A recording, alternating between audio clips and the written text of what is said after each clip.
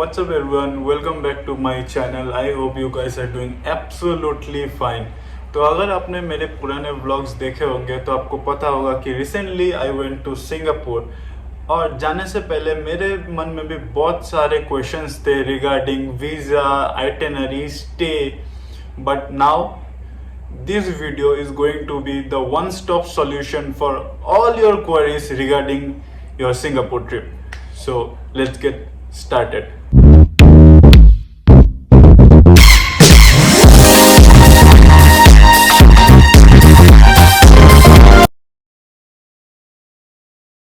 First of all, let's start with visa. So yes, you need a visa to go to Singapore, but ये अच्छा है कि they provide e visas to Indians, तो इसके लिए उतना परेशानी नहीं होगा। And we can not directly apply our visas for Singapore. आपको एक एजेंट के थ्रू ही वीज़ा अप्लाई करना पड़ेगा। So in India there are many agents, कुछ बहुत बड़े बड़े नाम है जैसे कि Akbar travel, Make my Trip, Thomas Cook and many more. मैंने जो अपना वीज़ा कराया था वो कराया था मैंने मेक माई ट्रिप के through, and it was a very simple process. उन्होंने मेरी बहुत हेल्प की है। There was no hassle at all, मुझे कोई मगजमारी लेने का ज़रूरत ही नहीं था।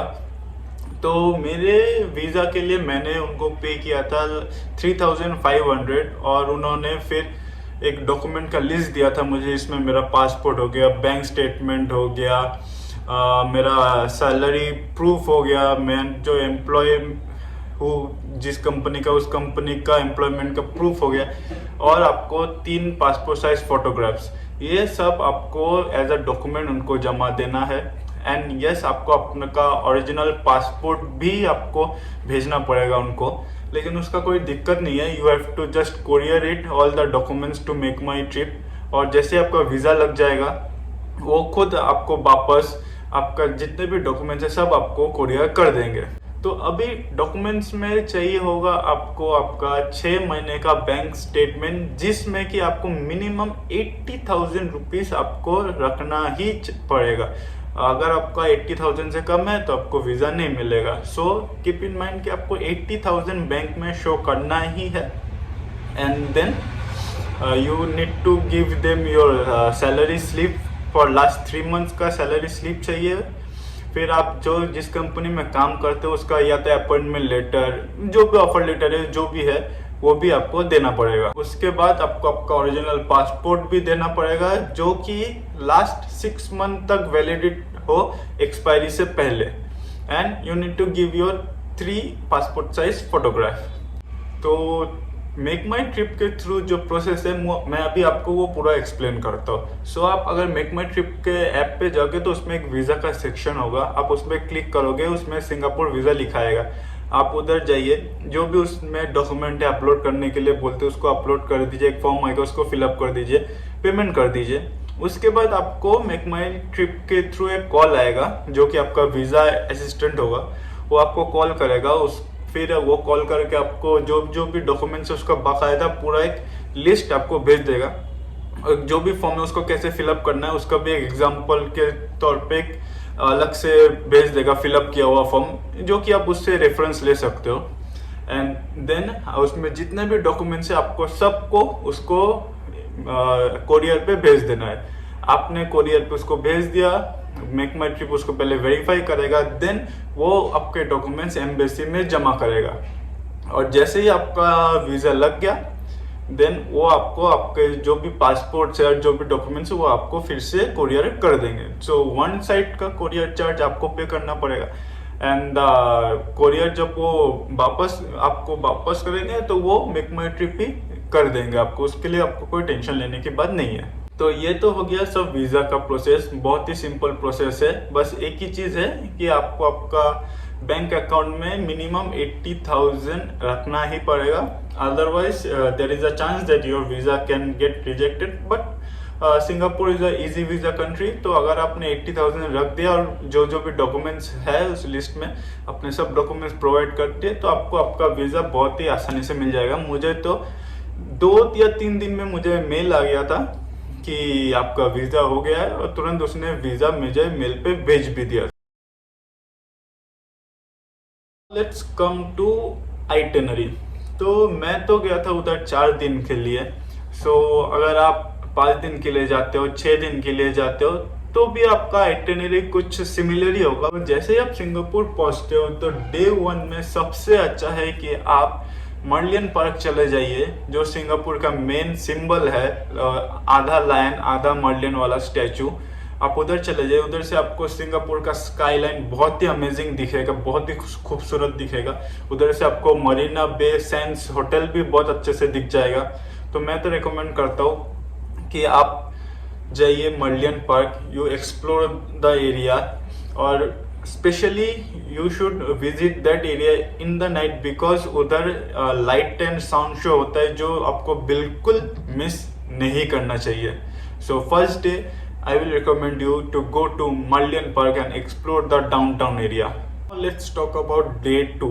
So day 2 में जो मैंने किया था, मेरा पर्सनल जो एक्सपीरियंस है, तो मैंने किया था कि मैं पहले गया था आर्ट साइंस म्यूजियम, फिर उसके बाद आर्ट साइंस म्यूजियम को एक्सप्लोर किया। उसके बाद मैं गया Marina Bay Sands observatory deck पे, बाजू बाजू में है, वॉकिंग डिस्टेंस पे, आप आराम से उसको पैदल कवर कर सकते हो। एंड देन मैंने उसके बाद मरीना बे सैंड्स जो मॉल है उधर ही, उसको मैंने एक्सप्लोर किया। और उसके बाद मैंने फिर डाउनटाउन में मैंने जो सिंगापुरियन लोकल कुजीन है उसको एक्सप्लोर किया। So this was my second day. Now if you talk about day 3, I would suggest कि आप तीसरा दिन थोड़ा जल्दी शुरुआत करें, because I would recommend you to go to Universal Studios, और जो कि सेंटोसा आइलैंड पे है। तो मैं आपको रेकमेंड करूंगा कि आप 11 बजे तक यूनिवर्सल स्टूडियोज पहुंच जाए, क्योंकि यूनिवर्सल स्टूडियोज 11 बजे से 6 बजे तक ही खुला रहता है, और उधर बहुत सारे राइड्स है और जिसमें बहुत लंबी लंबी लाइन रहती है। तो आई वुड से दैट आप 11 बजे तक उधर पहुंच जाइए, आप थोड़ा बहुत एक्सप्लोर कर लीजिए यूनिवर्सल स्टूडियोज, एंड आप पूरा जितने भी राइड्स है उस पर चले जाइए, राइड्स एंजॉय कर लीजिए। And by 6 PM you will B free from universal studios. उसके बाद अगर आपको सेंटोसा जाना है, सेंटोसा के बीच पे जाना है, देन यू कुड गो, और नहीं तो आप वापस आ जाइए and you can explore the Vivo City mall. Now आप जब यूनिवर्सल स्टूडियोज आपने देख लिया है, then you will be little bit tired. So चौथे दिन की शुरुआत आप थोड़ा लेट कर सकते हो। आप एक बार में आपका लंच खत्म करके then you could head towards Garden by the बे।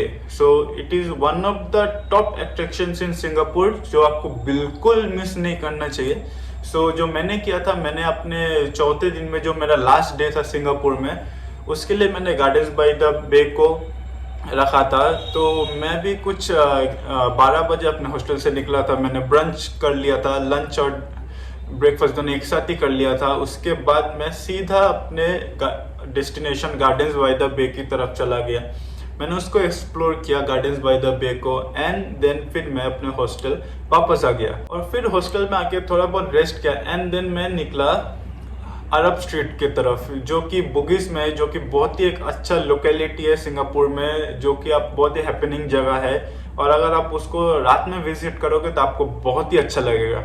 और क्योंकि मेरा वो लास्ट डे था तो मैं उधर ज़्यादा टाइम नहीं रह पाया, फिर मैं वापस अपने हॉस्टल आया, बैग पैक किया और निकल गया एयरपोर्ट की तरफ, क्योंकि one of the main attractions of Singapore is located in Changi airport, that is the jewel.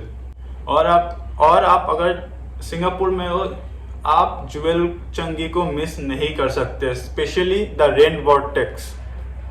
सो चौथे दिन मैंने गार्डन्स बाय द बे किया, फिर हाजी लेन और अरब स्ट्रीट को एक्सप्लोर किया, और फिर मैं एयरपोर्ट आ गया ज्वेल चंगी को एक्सप्लोर करने के लिए। उसके बाद मेरा फ्लाइट था और उधर ही मेरा सिंगापुर का ट्रिप खत्म हो जाता है। लेकिन अगर आप 5 दिन के लिए या 6 दिन के लिए जाते हो तो there are many more things to do. लेकिन जैसे कि आप 5th डे पे आप आइसक्रीम म्यूजियम को एक्सप्लोर कर सकते हो, then there is Singapore Flyer, उसको भी आप एक्सप्लोर कर सकते हो। नहीं तो आप वापस सेंटोसा आइलैंड जा सकते हो, क्योंकि उधर यूनिवर्सल स्टूडियोज छोड़ के बहुत सारे दूसरे अट्रैक्शंस भी है, जैसे सेंटोसा का बीच हो गया, बंजी जंपिंग है, बहुत सारे अलग अलग अट्रैक्शंस है। तो आप डिसाइड कर सकते हो 5th डे पे आप, मेरे हिसाब से आप सेंटोसा के दूसरे जो भी अट्रैक्शंस है उसको आप रखिए अपने 5th डे में एक्सप्लोर करने के लिए। And then you come to the 6th day में आप लोकल मार्केट एक्सप्लोर कर सकते हैं, जैसे बुगीज हो गया। You can explore Orchard road. अगर आपको शॉपिंग पसंद है then Orchard road is the best destination you could go in Singapore. और फिर आप जब एयरपोर्ट जाओगे then you can go and explore Jewel Changi. So that was my itinerary day wise. तो अभी आप सिंगापुर पहुंच गए, आपका आइटिनरी भी फिक्स हो गया, लेकिन आप सिंगापुर में घूमोगे कैसे? What is the mode of transportation that you should use? Well, मेरे हिसाब से अगर आप सिंगापुर में हो तो the MRT system is the best option to explore the city, क्योंकि आपको जिधर भी जाना है there is a MRT station within 500 metres of the attraction. आपको कोई दिक्कत वाली बात होगी ही नहीं। आप MRT लीजिए, आराम से आप ट्रेवल कीजिए। The MRT system is the best mode of transportation in Singapore. आप जैसे ही एयरपोर्ट पे उतरते हो, एयरपोर्ट पे ही चंगी मेट्रो स्टेशन है जो कि उनका MRT स्टेशन है, उधर से आप कहीं भी जाओ सिंगापुर में आप जा सकते हो। तो आप सबसे पहले उतर के मैं रिकमेंड करूंगा आप उधर से ही ट्रेवल पास, जो MRT का ट्रेवल पास है वो ले लीजिए, जिसमें कि जो मैंने लिया था, जिसमें मुझे 3 दिन अनलिमिटेड राइड मिला था MRT and their local buses दोनों में। अब मैं कहीं भी जाऊँ अनलिमिटेड राइड है, जिसके लिए मैंने $23 दिया था, जिसमें से कि $10 मुझे वापस मिलेंगे जब मैं उनको कार्ड रिटर्न करूँगा। सो 3 दिन के लिए मैंने वो कार्ड लिया था। और जैसे कि आपको पता है MRT is the best mode of transportation, आप अनलिमिटेड यूज करो उस कार्ड को। Now let's come to food. अगर आप सिंगापुर में हो तो आई वुड सजेस्ट कि आप मॉल के फूड कोर्ट पे ना जाके लोकल हॉकर्स सेंटर पे जाइए, जिधर आपको बेस्ट खाना मिलेगा। अगर आपको ऑथेंटिक सिंगापुरियन कुजिन ट्राई करना है उधर जाइए, बेस्ट है आपके लिए। आपको चाइनीज या फिर इंडियन जो भी ट्राई करना है आप ट्राई कीजिए, आपको लोकल हॉकर्स सेंटर में चीप एंड बेस्ट खाना मिलेगा। सो आई होप कि अभी आपको आपके जितने भी क्वेरीज थे सबका आंसर मिल गए होंगे। If there is any other queries you can comment down below. आपको अगर कुछ भी पूछना है आप कमेंट कर सकते हो, I will give you replies. So thank you very much for watching this video and see you in the next video. तब तक के लिए बाय बाय।